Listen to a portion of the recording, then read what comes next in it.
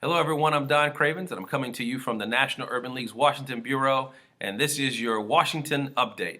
And here are the 5 things that you need to know. Well, I'm sure you've been keeping up with all of the happenings of the presidential election, and we've been doing the same thing here at the National Urban League's Washington Bureau and watching these races as they unfold. And it's become very interesting to see some of these men and women talk about some of these issues that are so important to the country, and then other issues that just kind of makes you go, But anyway, we've been watching the race. And I will tell you that as we continue to see these delegates being apportioned to the winners in some of these races, we're getting closer and closer, at least in the Democratic Party, to maybe seeing a potential nominee. And of course, we're talking about Secretary Clinton, who has already wrapped up over 1,000 delegates. She needs just over 2,000 in order to get the Democratic nomination. And so in the Republican race, you see that the race is a lot tighter.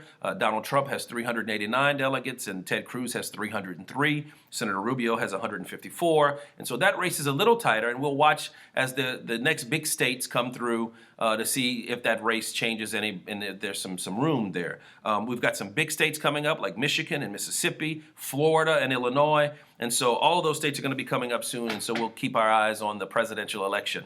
I also want to talk to you a little bit about a very important issue today, and that is the issue of Social Security. We've talked about it in the past before, but as you know, ladies and gentlemen, Social Security is a very important social program that keeps a lot of seniors and veterans and their beneficiaries out of poverty. In the African American community, the poverty rate would be 35% higher without Social Security. Last year alone, the program kept 21 million people out of poverty. So it's a very, very important program. Make sure you monitor what the presidential candidates and the congressional candidates are saying about Social Security, because we want Social Security to be there to make sure it's there and prosperous as communities continue to get older. I would like to be able to use my Social Security benefits when I get there in a couple of years.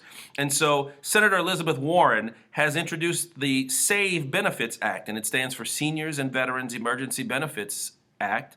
And she's asking that our senior citizens and our veterans be giving a one-time cost of living adjustment for their Social Security for those beneficiaries who didn't get it last year. If you're interested in advocating for that bill, call your member of Congress and ask them to support either House Bill 4102, or Senate Bill 2251.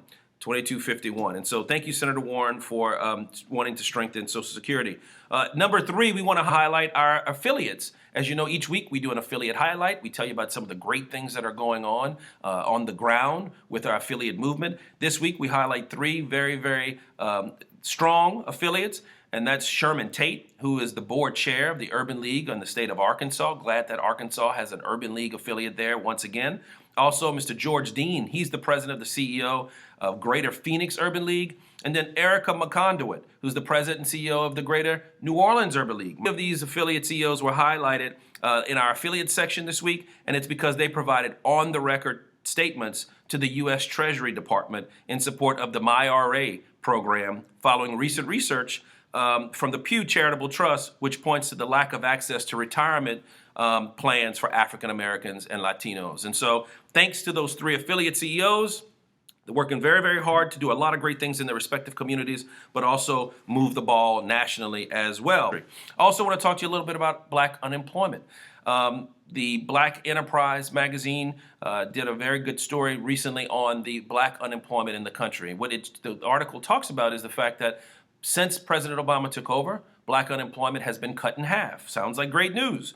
Black unemployment in August of 2011 was 16.7%. In February of 2016, it was almost cut in half, and it's down to 8.8%. And that is good news. The not so good news is it's still double the national average, the national unemployment, which is 4.9%. And so we here at the Urban League, we continue to watch those numbers. We're continuing to provide workforce training and educational assistance, and to do everything we can to make sure we get that unemployment rate in the African American community as low as we possibly can get it. And so we hope that you're committed to doing that with us as well. And then last but not least, want to give you an update on the situation in Flint, Michigan. We've been doing that over the last couple of weeks.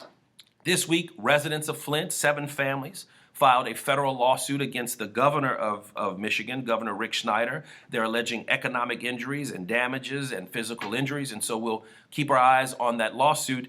But interestingly enough, on Thursday, March 17th, Governor Snyder will be on the Hill testifying before members of Congress on this situation in Flint. And so we will definitely keep our eyes on that. That should be an interesting hearing. Well, that's going to do it for our top 5 things for this week. Thank you for what you do in and for the movement. I'm Don Cravens, and I'll see you next week.